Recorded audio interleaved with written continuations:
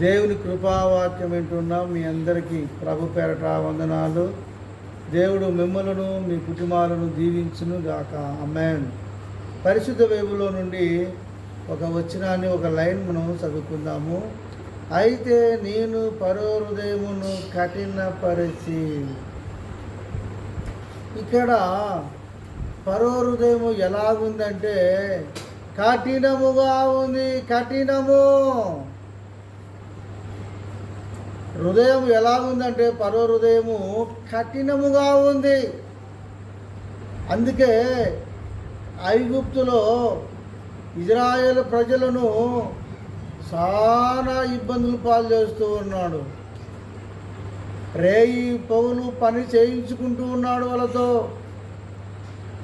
అంతేకాకుండా మగపిల్లలు పుట్టకూడదని ఆజ్ఞ ఇచ్చాడు.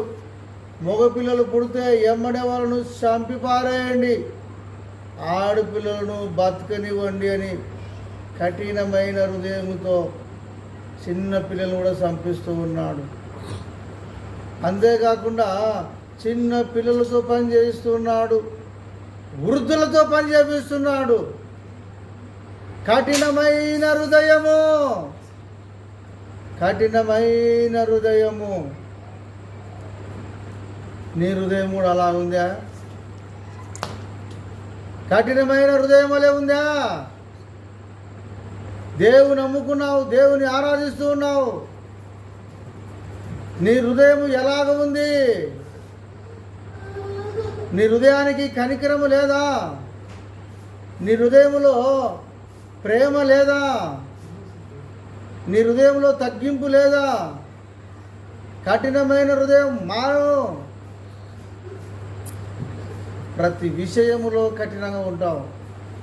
ఒక్క మాట అంటే చాలు కఠినంగా ఉంటావు నువ్వు. అలా ఉన్నట్టయితే ఏమి లాభం చెప్పు?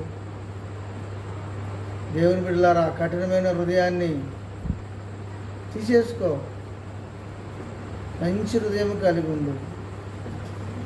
ఒకవేళ ఏదైనా ఒక మాట అంటే అని నేను ఓర్చుకో, ఏమవుతుంది? ఎవరినో మాట తిడితే తిట్టలేని కొంచెం ఓర్చుకో, ఏమవుతుంది?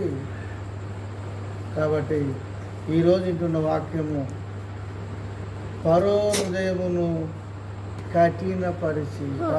ఒకవేళ నీ హృదయం అలాగుంటే మార్చుకో, మంచి హృదయం కలిగి ఉండు. ఇతరులకు నువ్వు మేలు చేయి. వృద్ధుల పట్ల కనికరము చూపించు, పిల్లల పట్ల కనికరము చూపించు, పనిచేసేవారి మీద కనికరము చూపించు. కనికరమైన హృదయం కలిగి నువ్వు ఉండు. కఠినమైన హృదయాన్ని తీసివేసేసుకో.